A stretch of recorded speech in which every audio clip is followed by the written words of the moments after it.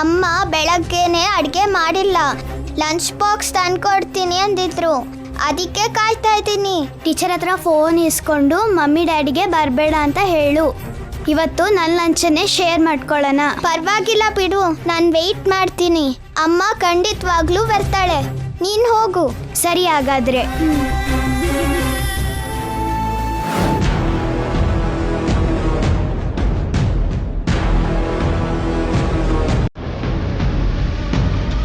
ರೀ ಸ್ವಲ್ಪ ಬೇಗ ಬೇಗ ಹೋಗ್ರಿ.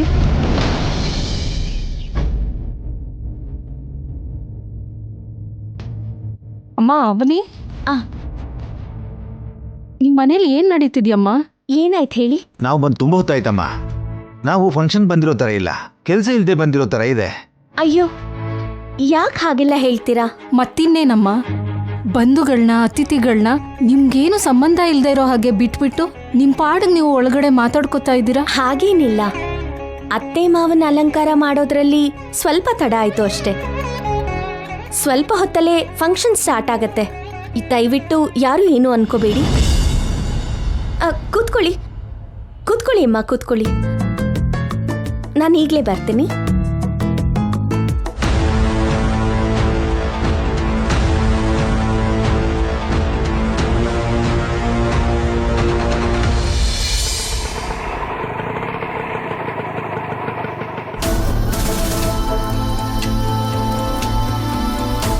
ಸುಜಾತ, ಮಗುನ ನೋಡಿದ ಮೇಲೆ ನಿನಗೆ ಧೈರ್ಯ ಬಂದು ಏನೂ ಗಾಬರಿ ಇಲ್ಲ ಅಂತ ಹೇಳಿದ ಮೇಲೇ ಸೌಮ್ಯನ ಸ್ಕೂಲಲ್ಲೇ ಬಿಡೋಣ.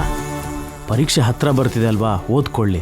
ನನ್ನ ಭಯ ಕಡಿಮೆ ಆದರೆ ಲಂಚ್ ಬಾಕ್ಸ್ ಕೊಟ್ಟು ಮನೆಗೆ ಹೊರಟೋಗ್ತೀನಿ. ಇಲ್ಲ ಅಂದರೆ ಸೌಮ್ಯನ ಕರ್ಕೊಂಡು ಹೋಗ್ತೀನಿ. ಸರಿ ನಡಿ, ಹೋಗೋಣ. ಇಲ್ಲಿ ನೋಡಿ ಅಣ್ಣ, 5th ಕ್ಲಾಸ್ ಓದ್ತಿರೋ ನಮ್ಮ ಮಗಳು ಸೌಮ್ಯನ ಕರಿತೀರಾ? ಲಂಚ್ ಬಾಕ್ಸ್ ಕೊಡಬೇಕು. ಏನಯ್ಯ ಹಾಗೆ ನೋಡ್ತಾ ಇದೀಯಾ? ನನ್ನ ಮಗಳನ್ನ ಕರಿ ಅಂತಿದ್ದೀನಿ. ನೀವು ಮಗುಗೋಸ್ಕರ ಬರೋದು ಅಂದ್ರೇನು? ನಾವಲ್ದೆ ಇನ್ಯಾರು ಬರ್ತಾರೆ? ಅದಲ್ಲ ರೀ, ನಿಮ್ಮ ಮಗಳು ನಿಮ್ಮ ಮನೆಗೆ ಓದ್ಲಲ್ವಾ? ಏನು? ಈಗಷ್ಟೇ ಓದ್ಲಲ್ವಾ ರೀ? ಏನು ಮಾತಾಡ್ತಿದ್ಯಪ್ಪ ನೀನು? ಯಾರನ್ನೋ ನೋಡಿ ಯಾರನ್ನೋ ಅನ್ಕೋತಿದ್ಯಾ? ಅಯ್ಯೋ, ಆಗಂತಿದ್ದೀರಲ್ರಿ. ನೀವು ದಿನ ಬರ್ತಿರ್ತೀರಲ್ವಾ? ಸೌಮ್ಯ ಬಗ್ಗೆ ನನಗೇನು ಗೊತ್ತಿಲ್ವ ಏನೋ? ನಿಮ್ಮ ಅಮ್ಮಗೆ ಮೈ ಹುಷಾರಿಲ್ಲ, ಸೀರಿಯಸ್ ಆಗಿದ್ದಾಳೆ ಅಂತ ಹೇಳಿ ಯಾರೋ ಬಂದು ಕರ್ಕೊಂಡು ಹೋದ್ರು. ನೀವೇನೋ ಮನೇಲಿ ಸಡನ್ ಆಗಿ ತಲೆ ಸುತ್ತಿ ಬಿದ್ದೋದ್ರಿ ಅಂತ, ತುಂಬ ಅಪಾಯದಲ್ಲಿದ್ದೀರಾ ಅಂತ ಹೇಳಿ ಕರ್ಕೊಂಡು ಹೋದ್ರು. ನೀವು ಲಂಚ್ ಬಾಕ್ಸ್ ತೊಗೊಂಡು ಬರ್ತೀರಾ ಅಂತ ತುಂಬ ಹೊತ್ತು ಹೊರಗಡೆ ಕಾಯ್ತಾ ಇದ್ಲಿ. ಅಷ್ಟರಲ್ಲಿ ಅವರು ಬಂದು ಕರ್ಕೊಂಡು ಹೋದ್ರು. ಏಯ್, ನಿನಗೆ ಬುದ್ಧಿ ಇದೆಯಾ? ನಮ್ಮ ಪರ್ಮಿಷನ್ ಇಲ್ದೇನೆ ಆ ರೀತಿ ಹೇಗೆ ಕಳಿಸ್ತೀಯಾ? ಯಾರೋ ಬಂದು ಕೇಳಿದ್ರೆ ಕಳಿಸ್ಬಾರ್ದು ಅಂತ ಗೊತ್ತಾಗಲ್ವೇನೆ ನಿನಗೆ? ಮಕ್ಕಳನ್ನ ಆ ರೀತಿ ಕಳಿಸ್ಬಾರ್ದು ಅಂತ ನಿಮ್ಮ ಯಜಮಾನ್ರು ನಿಮ್ಗೆ ಹೇಳ್ಕೊಟ್ಟಿಲ್ವಾ? ಈ ವಿಷಯನ ಟೀಚರ್ಗಾದ್ರೂ ಹೇಳಿದ್ಯಾ ಇಲ್ವಾ? ಇಲ್ಲ, ಬಂದಿದ್ದ ವ್ಯಕ್ತಿ ಆಗಿ ಹೇಳಿದ್ಕೆ ನಾನು ಕಳಿಸ್ಕೊಟ್ಟೆ. ನಾನು ಕೂಡ ಅವಾಗ ಬೇರೆ ಕೆಲಸದಲ್ಲಿದ್ದೆ, ಸರಿಯಾಗಿ ಗಮನಿಸೋಕ್ಕಾಗಲಿಲ್ಲ. ಏನ್ ಕೆಲಸ ಮಾಡ್ತೀರಯ್ಯ ನೀವು?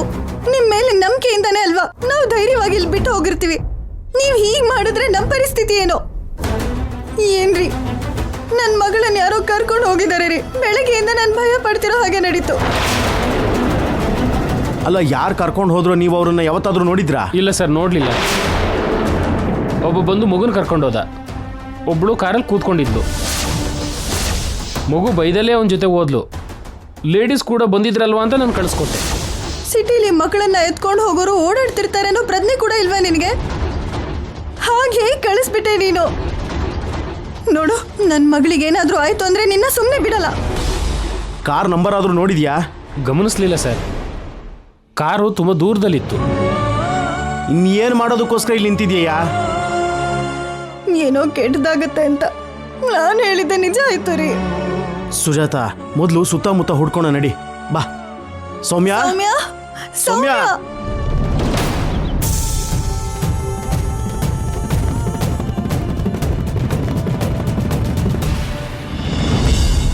ಅಮ್ಮ, ನಿಹಾರಿಕಾಯಿಂದ ಇಡೀ ಪ್ರೋಗ್ರಾಮ್ ಹೀಗೆ ಅಪ್ಸೆಟ್ ಆಗುತ್ತೆ ಅಂತ ನಾನು ಅನ್ಕೊಂಡಿರ್ಲಿಲ್ಲ. ಅತ್ತೆ, ಬಂದಿರೋ ಬಂಧುಗಳು ಒಬ್ಬೊಬ್ರು ಒಂದೊಂದು ರೀತಿ ಮಾತಾಡ್ತಿದ್ದಾರೆ. ಇನ್ನು ನಾವು ಕೆಳಗಡೆ ಹೋಗಿ ಫಂಕ್ಷನ್ ಸ್ಟಾರ್ಟ್ ಮಾಡೋದು ಒಳ್ಳೇದು. ಕೃಷ್ಣ, ಕೊನೆ ಸಲ ನಿಹಾರಿಕಾಗೆ ಫೋನ್ ಮಾಡು. ನಾನು ಬಂದ್ಬಿಟ್ಟೆ ಕೃಷ್ಣ.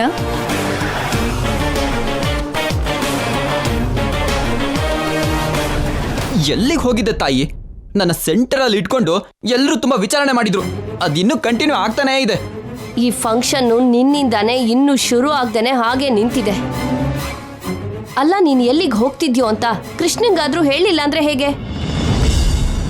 ಕೃಷ್ಣ ಫೋನ್ ಮಾಡಿದಾಗ ನೀನು ಲಿಫ್ಟ್ ಮಾಡಲಿಲ್ಲ ಯಾಕೆ? ಅಷ್ಟರಲ್ಲಿ ಅವನಿ ಶ್ರೀಕರು ಕೃಷ್ಣನ ಒಂದ್ ಆಟ ಆಡ್ಸಿದ್ರು. ಅಷ್ಟಕ್ಕೂ ನೀನ್ ಎಲ್ಲೋಗಿದ್ದೆ? ಯಾಕೆ ಹೋಗಿದ್ದೆ? ಎಲ್ರೂ ಕೇಳ್ತಿದಾರಲ್ವಾ, ಇವಾಗಾದ್ರೂ ನಿಜ ಹೇಳು. ನಮಗೆಲ್ಲ ತುಂಬಾ ಟೆನ್ಷನ್ ಕೊಟ್ಬಿಟ್ಟೆ. ತಾವು ಎಲ್ಲಿಂದ ಬರ್ತಿದ್ದೀರೋ, ಹೊರಗಡೆ ಹೋಗಿ ಏನ್ ಕೆಲಸ ಮಾಡಿ ಬಂದಿದ್ದೀರೋ ಅಂತ ಬೇಗ ಹೇಳಿ ಮೇಡಮ್. ಇದಕ್ಕೋಸ್ಕರ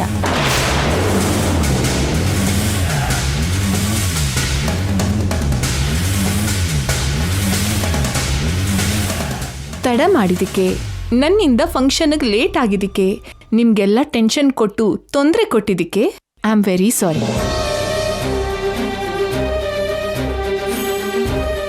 ನಾನು ಯಾಕೆ ಹೋಗಿದ್ದೆ ಅಂದರೆ ಅತ್ತೆ ಮಾವ ಇಬ್ರಿಗೂ ಬಟ್ಟೆ ತಗೊಂಡು ಬರೋಣ ಅಂತ ಹೋಗಿದ್ದೆ. 2-3 ಅಂಗಡಿಗೆ ಹೋಗಿ ಬರೋ ಅಷ್ಟೊತ್ತಿಗೆ ಲೇಟ್ ಆಯಿತು. ದಯವಿಟ್ಟು ಯಾರೂ ಏನೂ ಅನ್ಕೋಬೇಡಿ. ಬಂದಿರೋ ಅತಿಥಿಗಳಿಗೆ ನನ್ನಿಂದ ತೊಂದರೆ ಆಗಿದ್ದಕ್ಕೆ ಅವ್ರ ಹತ್ರ ಕೂಡ ಕ್ಷಮಿಸಿ ಅಂತ ಕೇಳ್ಕೊತಾ ಇದ್ದೀನಿ. ಇನ್ನೂ ನಿಮ್ ಕೋಪ ಹೋಗ್ಲಿಲ್ವಾ? ಇದಕ್ಕಾದ್ರೆ ಹೇಳ್ಬಿಟ್ಟು ಹೋಗ್ಬೋದಿತ್ತಲ್ಲ. ಹೇಳಿನೇ ಹೋಗ್ಬೋದಿತ್ತು ಅವನಿ. ಇದೇನು ಅಂತ ದೊಡ್ಡ ರಹಸ್ಯವಾದ ವಿಷಯ ಅಲ್ಲ. ಆದ್ರೆ ಯಾಕೆ ಹೇಳಲಿಲ್ಲ ಅಂದ್ರೆ, ನಿಮ್ಗೆಲ್ಲ ವಿಷಯ ಗೊತ್ತಾಯ್ತು ಅಂದ್ರೆ ನೀವೆಲ್ಲರೂ ಹೊರಗಡೆ ಹೋಗಿ ಅತ್ತೆ ಮಾವನ್ಗೆ ಗಿಫ್ಟ್ಸ್ ತಗೊಂಡ್ ಬರ್ತೀರಾ. ಎಲ್ಲರಿಗಿಂತ ನಾನ್ ಸ್ಪೆಷಲ್ ಆಗಿರ್ಬೇಕು ಅನ್ನೋ ಸ್ವಾರ್ಥದಿಂದ ಕೊನೆಗೆ ನನ್ ಗಂಡನ್ಗೂ ಕೂಡ ಹೇಳ್ದೆ ಹೊರಟೋದೆ. ನಿಮ್ಮೇಲೆ ನನ್ಗಿರೋ ಪ್ರೀತಿನ ಈ ರೀತಿ ತೋರಿಸ್ಕೋಬೇಕು ಅಂತ ನನಗನ್ನಿಸ್ತು ಅತ್ತೆ. ನಾನು ಮಾಡಿದ್ದು ತಪ್ಪು ಅಂತೀರಾ? ತಪ್ಪೇನೂ ಇಲ್ಲಮ್ಮ. ನೀನು ಎಲ್ಲಿಗೆ ಹೋದ್ಯೋ ಅನ್ನೋ ಭಯ, ಫಂಕ್ಷನ್ಗೆ ನಿನ್ನಿಂದ ಲೇಟ್ ಆಗ್ತಿದೆ ಅನ್ನೋ ಕೋಪ ಬಿಟ್ರೆ ನಷ್ಟ ಏನೂ ಆಗಲಿಲ್ಲ ಬಿಡು. ನಿಮ್ ಕೋಪ ಕಡಿಮೆ ಆಯ್ತಾ ಮಾವ? ನೀನ್ ಏನೇ ಯೋಚನೆ ಮಾಡಿದ್ರು ನಮ್ ಒಳ್ಳೇದಕ್ಕೆ ಯೋಚನೆ ಮಾಡ್ತೀಯಮ್ಮ. ನಾನು ಅರ್ಥ ಮಾಡ್ಕೊಂಡಿದ್ದಕ್ಕೆ ಥ್ಯಾಂಕ್ಸ್. ನೀನ್ ಇಂಥ ಕೆಲ್ಸ ಮಾಡಿದ್ರೆ ನಾನು ಅದಕ್ಕೆ ಏನು ಅನ್ಕೊಳಲ್ಲ. ಆದ್ರೆ ಆ ಅವನಿ ಮಾತ್ರ ತುಂಬಾ ಉರ್ಕೋತಾಳೆ ನಿಹಾರಿಕಾ. ಯಾಕಕ್ಕ? ನಿನಗೆ ತುಂಬಾ ಗೌರವ ಸಿಗುತ್ತೆ ಅಂತ. ನಾನು ಗೌರವಕ್ಕೋಸ್ಕರ ಪ್ರಯತ್ನ ಪಡ್ತಾನೆ ಇಲ್ಲ, ಸ್ಪರ್ಧೆ ಅಂತೂ ಮಾಡ್ತಾನೆ ಇಲ್ಲ. ನನ್ನ ಅತ್ತೆ ಮಾವನ ಮೇಲೆ ನನಗಿರೋ ಅಭಿಮಾನನ ತೋರಿಸ್ಬೇಕು ಅಂತ ಅನ್ಕೊಂಡೆ ಅಷ್ಟೇ. ನಿಹಾರಿಕಾ, ನಿನ್ನಷ್ಟು ಪಾಸಿಟಿವ್ ಆಗಿ ಎಲ್ಲರೂ ಇರಲ್ಲ ಅಲ್ವಾ ನಿಹಾರಿಕಾ? ಅನಾವಶ್ಯಕವಾಗಿ ಚಾಡಿ ಹೇಳ್ತಾ ಇದ್ದಾರೆ. ಇವಾಗಾದ್ರೂ ಫಂಕ್ಷನ್ ಶುರು ಮಾಡೋಣವಾ? ಇಲ್ಲ ಅಂದ್ರೆ ಈ ವಿಷಯದ ಬಗ್ಗೆನೆ ಸಂಜೆವರೆಗೂ ಮಾತಾಡ್ತಾ ಕೂತ್ಕೊಳ್ಳೋಣವಾ? ಬಂದಿರೋ ಅತಿಥಿಗಳು ಓಡೋಗೋ ತರ ಇದ್ದಾರೆ. ನಡೀರಿ ನಡೀರಿ. 1 ನಿಮಿಷ.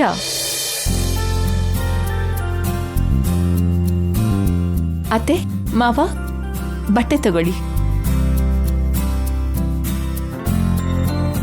ನನ್ಗೆ ಆಶೀರ್ವಾದ ಮಾಡಿ. ನನಗೂ ಕೂಡ ಆಶೀರ್ವಾದ ಮಾಡಿ. ದೀರ್ಘ ಸುಮಂಗಲಿ ಭವ, ದೀರ್ಘಾಯುಷ್ಮಾನ್ ಭವ. ಏನೇ ಆದ್ರೂ ಎಲ್ಲರಿಗಿಂತ ನನ್ನ ಹೆಂಡ್ತಿನೇ ಗ್ರೇಟ್. ಬಟ್ಟೆ ನೆಪ ಇಟ್ಕೊಂಡು ಹೊರಗಡೆ ಹೋಗಿ ಏನೋ ಮಾಡಿದಾಳೆ, ಕಂಡು ಹಿಡಿಬೇಕು. ಬನ್ನಿ ಬನ್ನಿ ನಡಿ. ಬನ್ನಿಯಪ್ಪ. ಮೇಡಮ್, ಒಂದು ಚಿಕ್ಕ ಹುಡುಗಿ ಸ್ಕೂಲ್ ಡ್ರೆಸ್ಸಲ್ಲಿ ಇರ್ತಾಳೆ, ನೀವೇನಾದ್ರೂ ನೋಡಿದ್ರಾ?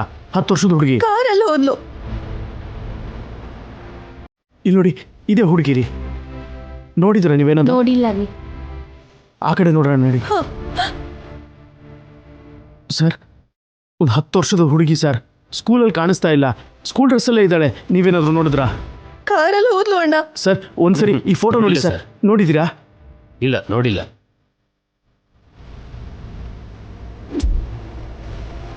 ಏನಪ್ಪ, 10 ವರ್ಷದ ಹುಡುಗಿ ಸ್ಕೂಲ್ ಡ್ರೆಸ್ಸಲ್ಲೇ ಇದ್ದಾಳೆ, ನೀವೇನಾದ್ರೂ ನೋಡಿದ್ರಾ? ನೋಡಿಲ್ಲ. ಒಂದ್ಸರಿ ಕರೆಕ್ಟಾಗಿ ನೋಡಿ ಹೇಳಿ ಪ್ಲೀಸ್. ಅಯ್ಯೋ, ನೋಡಿಲ್ಲ ಸರ್. ಕಾರಲ್ಲಿ ಹೋದ್ಲಂತೆ ರೀ, ಯಾರೋ ಕರ್ಕೊಂಡು ಹೋದ್ರಂತೆ, ಪಕ್ಕದ ಲೇಡೀಸ್ ಕೂಡ ಇದ್ರಂತೆ. ಇಲ್ಲ ಸರ್, ನೋಡಿಲ್ಲ. ಆ ಕಡೆ ನೋಡೋಣ ಬಾ.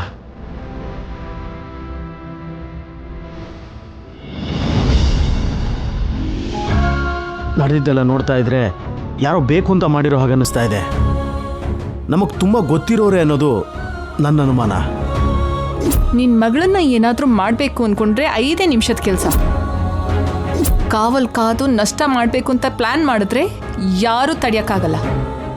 ನೀನ್ ಕೂಡ ನಿನ್ನ ಮಗಳನ್ನ ಕಾಪಾಡ್ಕೊಳಕ್ಕಾಗಲ್ಲ. ನೀವ್ ಹೇಳಿದ್ ನಿಜಾನೇ ರೀ. ನಮ್ ಸೌಮ್ಯನ್ ಕರ್ಕೊಂಡು ಹೋಗಿರೋದು ನಮಗ್ ಚೆನ್ನಾಗಿ ಗೊತ್ತಿರೋ ವ್ಯಕ್ತಿನೇ. ಯಾರು? ಆ ನಿಹಾರಿಕಾ. ನನ್ನ ಅನುಮಾನ ನಿಜ ಆದ್ರೆ ಇವತ್ತು ಆ ನಿಹಾರಿಕಾ ಈ ಸುಜಾತ ನಿಜವಾದ ಅವತಾರ ನೋಡ್ತಾಳೆ. ನಿಹಾರಿಕಾನೇ ಆಗಿರ್ತಾಳ? ಖಂಡಿತವಾಗ್ಲೂ ಆ ನಿಹಾರಿಕಾನೇ. ಇನ್ಯಾವುದೇ ಅನುಮಾನ ಇಲ್ಲ. ಮೊದಲ ಮನೆಗೆ ಹೋಗೋಣ ನಡೀರಿ. ಅವರೆಲ್ಲರೂ ಇವತ್ತು ಯಾವುದೋ ಫಂಕ್ಷನಲ್ಲಿ ಇರ್ತಾರಲ್ವಾ? ನಿಹಾರಿಕಾನ್ ನಾವು ಹೇಗೆ ಅನುಮಾನಿಸೋಕ್ಕಾಗುತ್ತೆ? ನಮ್ಮ ಅನುಮಾನಗಳಿಗೆ ಉತ್ತರ ಸಿಗೋದು ಇಲ್ಲಲ್ಲ, ಆ ಮನೇಲಿ. ಮೊದಲು ಆಟೋ ಹತ್ತಿ.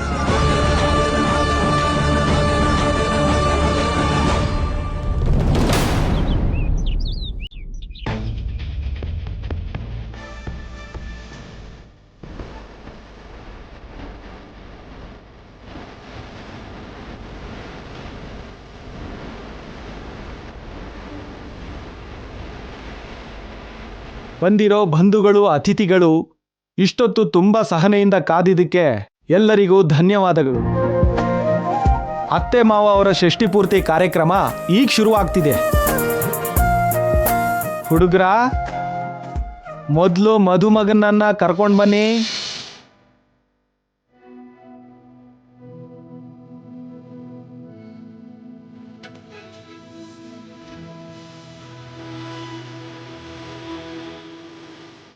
ಮದುಮಗ ಬಂದ್ಬಿಟ್ರು. ಕೂತ್ಕೊಳ್ಳಿ ಮಾವ.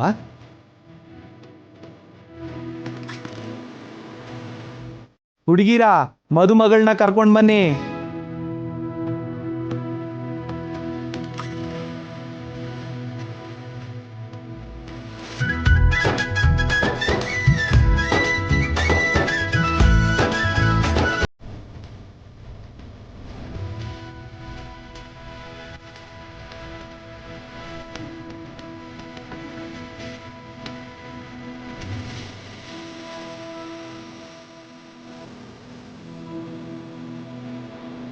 ಮುತ್ತೈದೆಯರು ಮುಂದೆ ಬಂದು ಕಾರ್ಯಕ್ರಮ ಶುರು ಮಾಡಿ.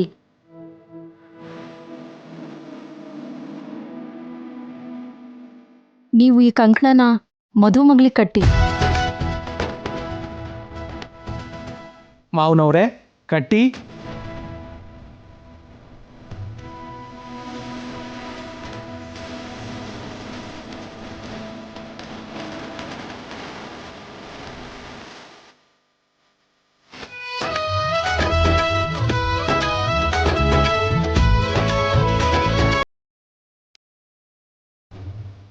ನೀವು ಮದುಮಗನಿಗೆ ಕಟ್ಟಿ.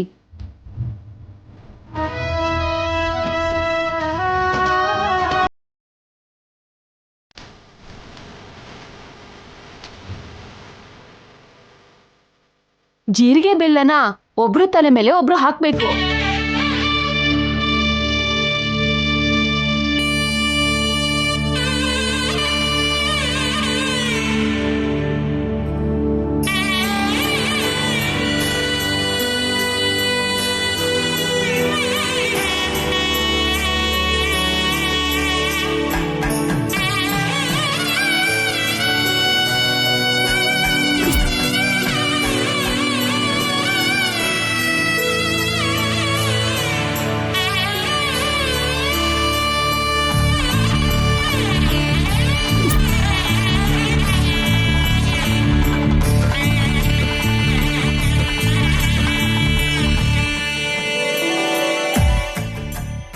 ಅಮ್ಮೋರ್ಗೆ ತಾಳಿ ಕಟ್ಟಿ.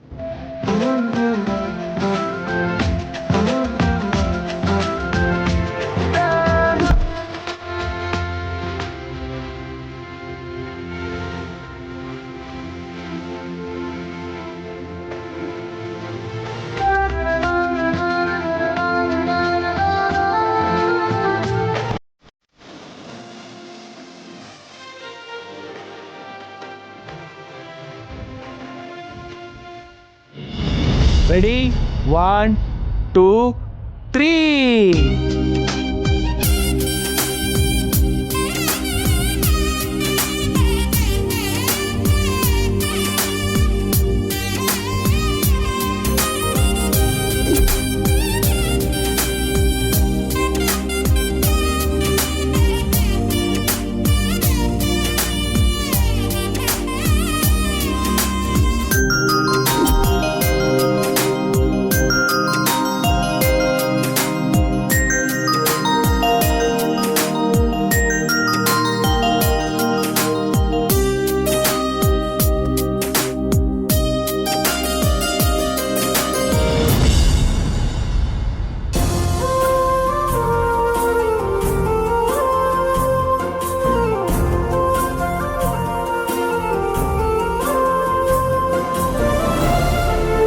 ಯಾಕತ್ತೆ ಈ ಕಣ್ಣೀರು?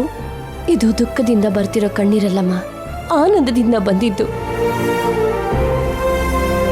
ಈ ದಿನಗಳಲ್ಲಿ ತಂದೆ ತಾಯಿಗೆ ಇಂಥ ಕಾರ್ಯಕ್ರಮ ಮಾಡೋ ಮಕ್ಕಳು ಬೆರಳೆಣಿಕೆಯಷ್ಟು ಮಾತ್ರ ಇರ್ತಾರೆ. ನಿಮ್ಮಿಂದ ಇಂಥ ಅದೃಷ್ಟ ನಮಗ್ ಸಿಕ್ಕಿದ್ದಕ್ಕೆ ನಮಗ್ ಸಂತೋಷ ಆಗ್ತಿದೆ. ಎಲ್ಲರೂ ಒಟ್ಟಾಗಿದ್ರೆ ಅದೇ ಸಂತೋಷ ಅಂತ ಇದಕ್ಕೆ ಹೇಳೋದು. ನಿಜವಾಗ್ಲೂ ನೀವು ತುಂಬಾ ಅದೃಷ್ಟವಂತರು ಪ್ರಸಾದ್ ರಾವ್ ಅವರೇ. ಈ ಫಂಕ್ಷನ್ ಅಲ್ಲಿ ಕಣ್ಣಾರೆ ನೋಡ್ರೆ ನಮಗೆ ತುಂಬಾ ಖುಷಿ ಆಗ್ತಿದೆ. ನೀವು ನಮ್ಗಿಂತ ಖುಷಿಯಾಗಿರ್ತೀರಿ ಅಂತ ನಿಮ್ ಕಣ್ಣು ನೋಡಿದ್ರೆ ಗೊತ್ತಾಗತ್ತೆ. ಮಕ್ಳಿಗೆ ನಾವು ಏನ್ ಸಂಪಾದನೆ ಮಾಡಿದ್ವಿ ಅನ್ನೋದು ಮುಖ್ಯ ಅಲ್ಲ, ಮಕ್ಕಳಿಂದ ನಾವೆಷ್ಟು ಸಂತೋಷವಾಗಿರ್ತೀವಿ ಅನ್ನೋದೇ ಮುಖ್ಯ. ಈ ವಿಷಯದಲ್ಲಿ ನೀವಿಬ್ರು 100ಕ್ಕೆ 100 ಪಾಲಷ್ಟು ಅದೃಷ್ಟವಂತರೇ. ಹೌದು ರೀ, ಈ ಜನ್ಮ ಪೂರ್ತಿ ನೆನ್ಪಿಟ್ಕೊಳ್ಳೋ ಕಾರ್ಯಕ್ರಮ ಇದು. ಅತ್ತೆ ಮಾವ, ನೀವು 100 ಕಾಲ ಆಯುರ ಆರೋಗ್ಯದಿಂದ ಹೀಗೆ ಸಂತೋಷವಾಗಿರ್ಬೇಕು ಅಂತ ನಾನು ಮನಸ್ಫೂರ್ತಿಯಾಗಿ ಕೇಳ್ಕೊಂತಾ ಇದ್ದೀನಿ. ಅತ್ತೆ ಮಾವ, ನಿಮ್ಮ ಆಚಾರ ಸಂಪ್ರದಾಯಗಳನ್ನ ಮುಂದುವರ್ಸ್ಕೊಂಡು ಹೋಗೋ ಸೊಸೆಯಾಗಿ ನಾನು ಯಾವಾಗ್ಲೂ ನೀವಿಬ್ರು ಆನಂದವಾಗಿ ಇರೋ ಹಾಗೆ ನೋಡ್ಕೊಳ್ತೀನಿ. ಕಂಗ್ರ್ಯಾಚುಲೇಷನ್ಸ್ ಮಾವನವ್ರೆ. Thank you Prithviraj. ಕಂಗ್ರ್ಯಾಚುಲೇಷನ್ಸ್ ಅತ್ತೆ ಅವರೇ. ಷಷ್ಠಿ ಪೂರ್ತಿ ಶುಭಾಶಯಗಳಪ್ಪ. ಥ್ಯಾಂಕ್ ಯು ಅಮ್ಮ.